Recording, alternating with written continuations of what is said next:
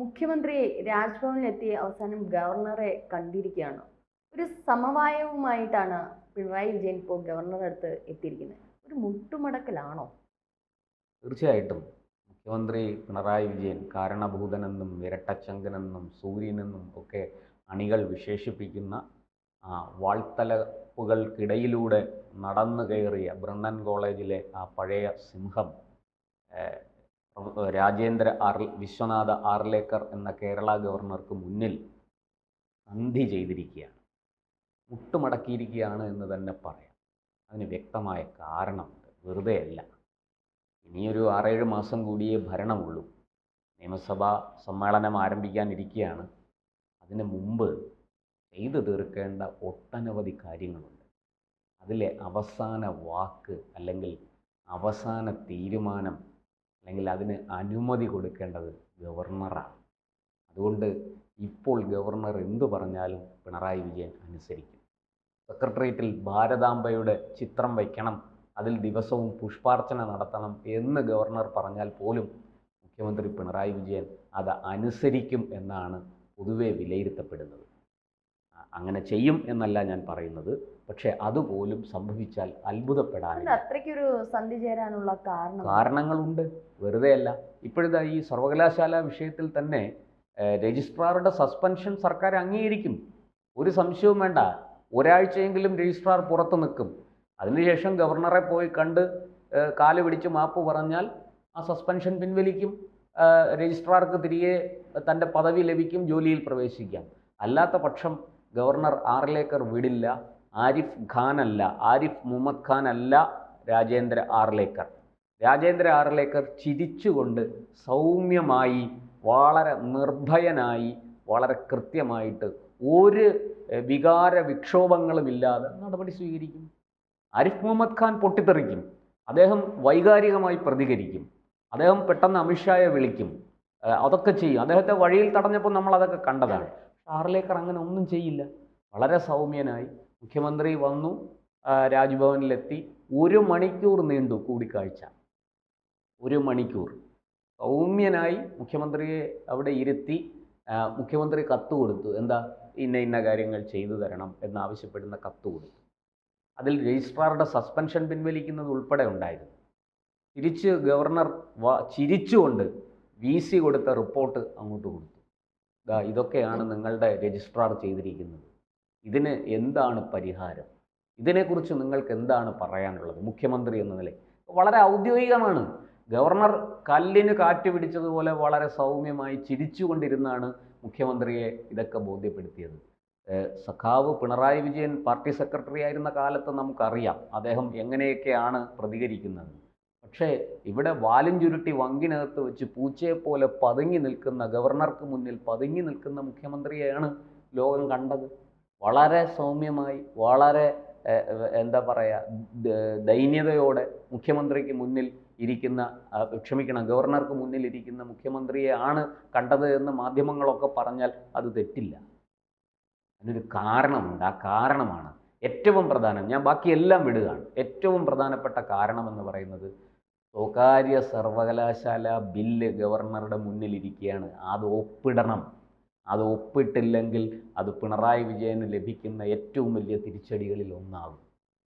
ഈ സ്വകാര്യ സർവകലാശാല ബില്ല് എന്തുകൊണ്ട് കൊണ്ടുവന്നു, അത് എന്താണ് അതിന് മുഖ്യമന്ത്രിയെ പ്രേരിപ്പിച്ചത്? നമുക്കറിയാം, ഉമ്മൻചാണ്ടി സർക്കാരിൻ്റെ അവസാന കാലത്ത് സ്വകാര്യ സർവകലാശാലകളെക്കുറിച്ചും അതുപോലെ നമ്മുടെ വിദ്യാഭ്യാസത്തിൻ്റെ ദേശീയ തലത്തിലെ ചില കാര്യങ്ങളെക്കുറിച്ചും ഒക്കെ ചർച്ച ചെയ്യാൻ വിളിച്ചു ചേർത്ത ഒരു യോഗത്തിൽ പങ്കെടുക്കാൻ വന്ന വിദ്യാഭ്യാസ വിചക്ഷണനും ലോകമറിയുന്ന പണ്ഡിതനുമായ TP ശ്രീനിവാസനെ പരസ്യമായി കാരണത്തടിച്ച SFIയുടെ നേതാവാണ് മുഖ്യമന്ത്രി. ആ മുഖ്യമന്ത്രിയാണ്, ആ SFIയുടെ നേതാവായ മുഖ്യമന്ത്രിയാണ് ഇന്ന് സ്വകാര്യ സർവകലാശാല ബില്ലൊന്ന് പാസ്സാക്കണേ എന്ന് തൊഴുകൈകളുമായിട്ട് ഗവർണർ രാജേന്ദ്ര ആർലേക്കറുടെ മുന്നിൽ വന്ന് നിൽക്കുന്നത്, കൂപ്പുകൈകളുമായി. കാരണം മുഖ്യമന്ത്രി അതിന് പലരോടും സമാധാനം പറയേണ്ടി വരും. സ്വകാര്യ സർവകലാശാല ബില്ലിപ്പോൾ പാസ്സായില്ലെങ്കിൽ അതിൻ്റെ സ്വകാര്യ സർവകലാശാലകൾ കൊണ്ടുവരുന്നതിൻ്റെ പുറകിൽ വലിയ അഴിമതി ഉണ്ട് എന്ന് പ്രതിപക്ഷം ആരോപിക്കുന്നുണ്ട്. പ്രതിപക്ഷം ഭരണപക്ഷത്തായിരുന്നപ്പോൾ നഖശിഖാന്തം ഇതിനെ എതിർത്തവരാണ് ഈ CPM-കാർ. ഇന്ന് മുഖ്യമന്ത്രിയായിരിക്കുന്ന അന്നത്തെ പാർട്ടി സെക്രട്ടറി ആയിരുന്ന, അല്ലെങ്കിൽ പാർട്ടി സെക്രട്ടറി പദത്തിൽ നിന്ന് മുഖ്യമന്ത്രി പദത്തിലേക്ക് നടന്നെടുത്തുകൊണ്ടിരുന്ന സഖാവ് പിണറായി വിജയൻ്റെ നേതൃത്വത്തിലാണ് അതിനെതിരെ വലിയ കോലാഹലങ്ങൾ അന്ന് ഉണ്ടാക്കിയത്. നമുക്കറിയാം, സ്വാശ്രയ കോളേജുകൾ കേരളത്തിൽ വന്നപ്പോൾ ഇവിടെ എന്താണ് നടന്നതെന്ന് നമുക്കറിയാം അല്ലേ. തെരുവോരങ്ങളെ ചോരയിൽ മുക്കിയാണ് CPM അതിനെ നേരിട്ടത്. എന്നിട്ട് എന്തായി? സ്വാശ്രയ കോളേജുകളെല്ലാം അടച്ചുപൂട്ടി പോയോ? അതിൻ്റെ പ്രവർത്തനം നിലച്ചോ? ഏറ്റവും കൂടുതൽ സ്വാശ്രയ വിദ്യാഭ്യാസത്തെ ഇന്ന് പ്രോത്സാഹിപ്പിച്ചുകൊണ്ടിരിക്കുന്നത് CPM നേതൃത്വം നൽകുന്ന ഈ മുന്നണിയാണ്. അതിൻ്റെ പ്രത്യക്ഷമായ ഉദാഹരണം, തെളിവല്ലേ സ്വകാര്യ സർവകലാശാല ബില്ല്? അപ്പോൾ സ്വകാര്യ സർവകലാശാല ബില്ല് ആരെയൊക്കെയോ തൃപ്തിപ്പെടുത്താനാണ്, ആരെയൊക്കെയോ വളർത്താനാണ് കേരളത്തിലേക്ക് കൊണ്ടുവരുന്നത്. വെറുതെയല്ല. അതിൻ്റെ പുറകിൽ വലിയ ദുരൂഹതയുണ്ട് എന്ന് പ്രതിപക്ഷത്തിൻ്റെ ആരോപണം, BJP ഉൾപ്പെടെയുള്ള കക്ഷികളുടെ ആരോപണം വളരെ ശരിയാണ്. ഈ സ്വകാര്യ സർവകലാശാലകൾ കൊണ്ടുവരണമെന്ന് മുഖ്യമന്ത്രി ഇപ്പോൾ നിർബന്ധം പിടിക്കുന്നത് ആർക്ക് വേണ്ടിയിട്ടാണ്? അത് വെള്ളാപ്പള്ളി നടേശൻ കഴിഞ്ഞ 2 ദിവസങ്ങളിൽ പറഞ്ഞ കാര്യങ്ങളുമായിട്ട് ചേർത്ത് വായിക്കുമ്പോഴേ നമുക്കതിൻ്റെ ഉള്ളറകളിലേക്ക് കടക്കാൻ സാധിക്കുകയുള്ളൂ. അതിനകത്ത് ഗുപ്തമായിരിക്കുന്ന, ഒളിഞ്ഞിരിക്കുന്ന നിരവധി രഹസ്യങ്ങൾ പുറത്തു വരാനുണ്ട്. അതവിടെ നിൽക്കട്ടെ. ആ സ്വകാര്യ സർവകലാശാല ബില്ലിപ്പോൾ പാസ്സാക്കിയേ പറ്റൂ. സർക്കാരിൻ്റെ അഭിമാന പ്രശ്നം കൂടിയാണ്. അപ്പോൾ ഗവർണർ മുന്നോട്ട് വെക്കുന്ന ഏത് കണ്ടീഷനും പിണറായി വിജയൻ എന്ന മുഖ്യമന്ത്രി അംഗീകരിക്കും. അതിപ്പോൾ രജിസ്ട്രാറുടെ സസ്പെൻഷൻ്റെ കാര്യത്തിലാണെങ്കിലും ശരി, താൽക്കാലിക VC-മാരുടെ നിയമനത്തിൻ്റെ കാര്യത്തിലാണെങ്കിലും ശരി, പിണറായി വിജയൻ ഗവർണർ ഇപ്പോൾ പറയുന്നത് തലകുലുക്കി സമ്മതിക്കും. യൂണിവേഴ്സിറ്റി നടത്തിയ കോലാഹലങ്ങൾ, SFI DYFI പ്രവർത്തകരൊക്കെ നടത്തിയ കോലാഹലങ്ങൾ മുഖ്യമന്ത്രി അമേരിക്കയിലാണെങ്കിലും കണ്ടുകൊണ്ടിരിക്കുകയാണ്. അപ്പൊ ഇത് മുൻകൂട്ടി അദ്ദേഹത്തിന് അറിയാമായിരുന്നല്ലോ. പിന്നെ ഈ കോലാഹലങ്ങൾ ഈ നടത്തിയ അവര് ആ കോലാഹലങ്ങൾ അത് ഇതുവരെ മനസ്സിലായില്ലേ? ജനങ്ങളുടെ കണ്ണിൽ പൊടിയിടാൻ എന്ന് വെച്ചാൽ ഈ ഗവർണറെ നേരിടാൻ ഞങ്ങളെ ഉള്ളൂ, RSSനെ നേരിടാൻ ഞങ്ങൾക്കേ കഴിയൂ. ഇതാണ് ഇവിടുത്തെ വോട്ട് ബാങ്ക് രാഷ്ട്രീയത്തിന് മുഖ്യമന്ത്രി കൊടുത്ത സന്ദേശം. അല്ലാതെ അതിനകത്തൊരു ചുക്കുമില്ല. ഈ SFIയെ അഴിച്ചുവിട്ട് എവിടെ പോയി? ഇപ്പോൾ ആ SFI ഇപ്പോൾ എവിടെ? മരുന്നിന് പോലുമില്ല. എവിടെ? ഈ തെരുവോരങ്ങളെ, നമ്മുടെ തലസ്ഥാനത്തിൻ്റെ പ്രധാന വീഥികളെ ചോരയിൽ മുക്കുമെന്ന് പ്രഖ്യാപിച്ച് സമരത്തിനിറങ്ങിയ SFI ഇപ്പോൾ എവിടെ? ഗവർണറെ ഒരു പാഠം പഠിപ്പിക്കും. കേരള സർവകലാശാല ഗവർണറുടെ അച്ഛൻ്റെ വകയല്ല. പറഞ്ഞ ഭാഷയൊക്കെ വേറെയാണ്. വളരെ മോശപ്പെട്ട വാക്കുകളാണ് ഉപയോഗിച്ചത്. SFI അച്ഛൻ്റെ വകയല്ല എന്ന് ബാനർ ഉയർത്തിയവരാണ്. എന്നിട്ട് SFI എന്താണെന്ന് അറിയണമെങ്കിൽ ആരിഫ് ഖാനോട് ചോദിക്കൂ എന്നും രാജേന്ദ്ര ആർലേക്കറോട് മുന്നറിയിപ്പ് നൽകി. ഇതൊക്കെ ചെയ്ത SFIയും അവരുടെ നേതാവായ ശ്രീമാൻ പിണറായി വിജയനും ഇപ്പോൾ ഗവർണർക്ക് മുന്നിൽ മുട്ടിലിഴയുന്ന കാഴ്ചയല്ലേ നമ്മൾ കാണുന്നത്? വളരെ കൃത്യമാണ്. രജിസ്ട്രാർ KS അനിൽകുമാറിൻ്റെ എന്താ പറയേണ്ട, അദ്ദേഹത്തിൻ്റെ ഭാവി കണ്ടു തന്നെ അറിയണം. ഈ സസ്പെൻഷൻ ഒരു പക്ഷേ ഡിസ്മിസിലേക്ക് പോയാലും പിണറായി വിജയൻ കയ്യും കെട്ടി ചിരിച്ചുകൊണ്ട് അതിനെ സ്വാഗതം ചെയ്യും. കാരണം അദ്ദേഹത്തിന് ഇപ്പോൾ ഈ സ്വകാര്യ സർവകലാശാല ബില്ലടക്കം നിരവധി ബില്ലുകൾ പാസ്സായി വരണം. അതിന് ഗവർണർ ഒപ്പിട്ടേ പറ്റുള്ളൂ.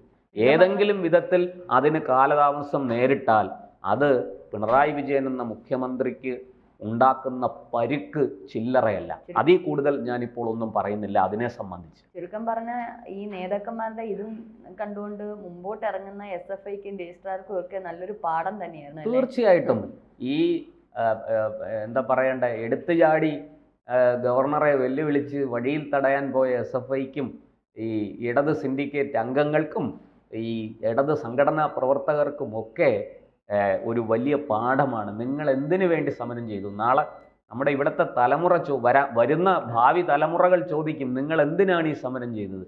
ഇന്ന് കുട്ടികൾ ചോദിക്കുന്നുണ്ട്, പണ്ട് 10-30 കൊല്ലം മുമ്പ് ഡോക്ടർ JV വിളനിലത്തിനെതിരെ നിങ്ങൾ എന്തിനാണ് സമരം ചെയ്തത് എന്ന്. അതുപോലെ ഭാവിയിൽ കുട്ടികൾ ചോദിക്കും, വിദ്യാർത്ഥികൾ ചോദിക്കും, സംഘടനാ പ്രവർത്തകർ തന്നെ, SFIക്കാർ തന്നെ ചോദിക്കും, എന്തിനാണ് ഞങ്ങളെ ഈ സമരത്തിലേക്ക് ഇറക്കി വിട്ടത്? ഗവർണറെ തടയാൻ ചെന്നതിന് 27 പേർക്കെതിരെ ജാമ്യമില്ലാ വകുപ്പിട്ട് കേസെടുത്തിട്ടുണ്ട്. ഈ കേസൊക്കെ ഭാവിയിൽ എന്തായിത്തീരും? ഇനിയിപ്പോൾ ഈ സർക്കാർ മാറി UDF സർക്കാരാണ് വരുന്നതെങ്കിൽ ഈ കേസ് വല്ലതും സെറ്റിലാകുമോ? ഇത് വല്ലതും പിൻവലിക്കുമോ? ഈ കുട്ടികളുടെ ഭാവി അവതാളത്തിലായില്ലേ? അപ്പോൾ ഇത് ആർക്ക് വേണ്ടിയിട്ടാണ് ഇതൊക്കെ ചെയ്തത്? എന്ത് രാഷ്ട്രീയമാണ് ഇതിൻ്റെ പിന്നിലുള്ളത്? എന്തിനാണ് ഈ സ്വകാര്യ സർവകലാശാല ബില്ലിന് മുന്നിൽ മുഖ്യമന്ത്രി ഇങ്ങനെ ഭയന്ന് വിറച്ച് എന്ത് വിട്ടുവീഴ്ചയ്ക്കും തയ്യാറാകുന്നത് എന്തുകൊണ്ടാണ്? ഇതിനൊക്കെ ഭാവിയിൽ CPM മറുപടി പറയേണ്ടി വരും. കേരളം ആ ചോദ്യം വലിയ ശബ്ദത്തിൽ ചോദിക്കും എന്നും തീർച്ചയാണ്. കൂടുതൽ വാർത്തകളും വിശേഷങ്ങളും നിങ്ങളിലേക്ക് എത്താൻ ABC മലയാളം സബ്സ്ക്രൈബ് ചെയ്യുക, ബെൽ ബട്ടണും അമർത്തുക.